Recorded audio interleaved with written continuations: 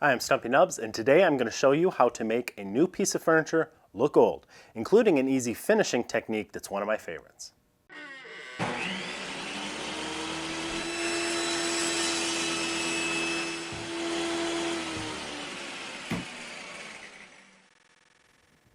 There's nothing like the look of old pine. It develops a nice mellow color that's very hard to duplicate without time. A lot of time. Well, recently we sped time up to make a modern day antique, a butter churn converted into an end table.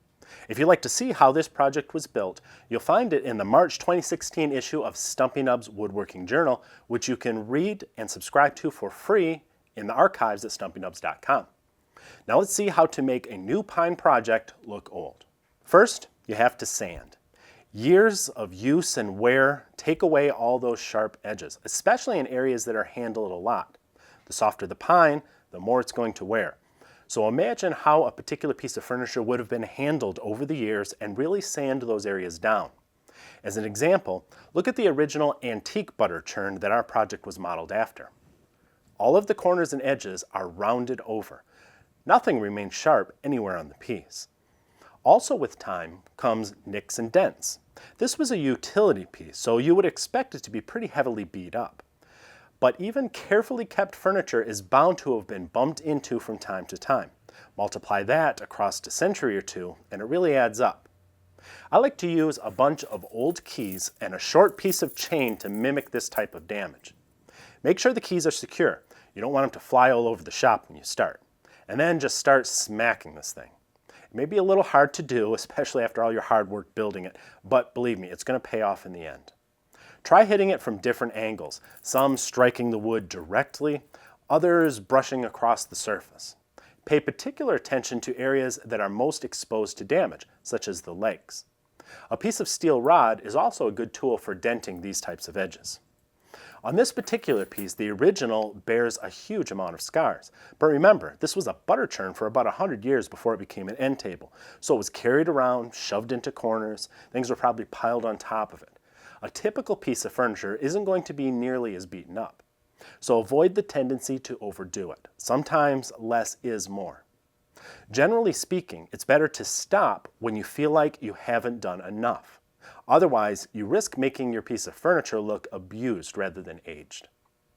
Another way to add age to a piece of furniture is to use period hardware and fasteners. We built this project with antique cut nails which we purchased online. Cut nails are fantastic for this type of construction, and if you'd like to learn more about how to use them, check out the March 2016 issue of Stumpy Nubs Woodworking Journal on our website. The hinges we used on the top were found in an antique shop. Using old hardware with a natural patina is far more desirable than shiny new stuff, and it can often be had for less money than new. Even the crank on the side was salvaged from an old meat grinder. But the most important part of the faux aging process is the finish. Like most woods, pine darkens with age, but it's very difficult to mimic that patina with wood stain because pine doesn't absorb color evenly. So I use a colored wax, which not only gives the wood an even color, but it also leaves a satin luster that can only come from a hand-rubbed finish. But before we applied the wax, we had to prep the wood. That means more sanding, but not too finely. Just as with stains and dyes, the finer grit of sandpaper you use, the less color will show on the finished project. I don't use anything finer than 180 grit for this type of finish. After you clean away all the dust from your sanding, you'll want to treat the surface to reduce blotching. I use a caustic soda method. Don't worry, it's easier than it sounds. Just buy a bottle of liquid drain cleaner that includes sodium hydroxide. Mix it 50-50 with water in a spray bottle and start soaking down your project. The diluted drain cleaner isn't very caustic, but you should wear gloves and eye protection just to be safe. As the liquid soaks into the surface of the pine, it's going to oxidize and turn a bright yellow. Don't worry, it'll dull to a greenish gray when you're finished.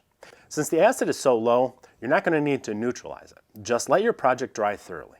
The wax I use is called bry wax. Some people say brie wax, but the manufacturer calls it bry wax, so don't send me any emails about it.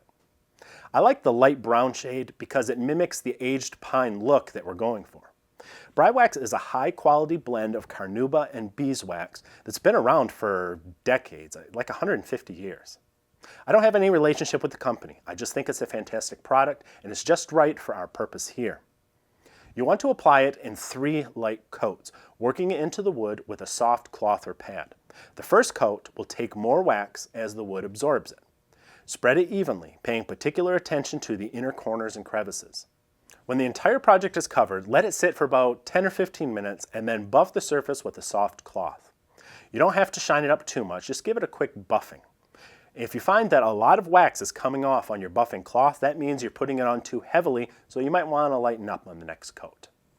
That next one is going to go on easier, and you're especially going to have a tendency to over-apply, leading to buildup on the edges and in the corners. Now, that can be a desirable effect if you want to mimic some grime and buildup over the years, and we did do that in a few places on this project. You'll see some streaks. But generally, you want to wipe away those streaks before the wax hardens. It'll make it a lot easier later on. When you're finished, let it dry and buff it again before moving on to your final coat. When the final coat's dry, give the whole thing a more thorough, aggressive buffing. An electric polisher will really help out there. I don't know what the color balance is like on your monitor, so you may see a different color than I actually see here. But the end result is a rich, light brown color that is similar to old pine furniture. If you prefer something a little darker yet, you may use a different shade of bry wax. But whatever color you use, the key is to apply the acid solution first. It really makes a difference. I may not fool an antique dealer with my aged pine butter churn, but I guarantee it's going to fool most everyone else. For more great woodworking tips, tricks, projects, videos, and infotainment, be sure to subscribe to Stumpy Nubs Woodworking Journal, which you can do for free at stumpynubs.com, and we'll see you next time.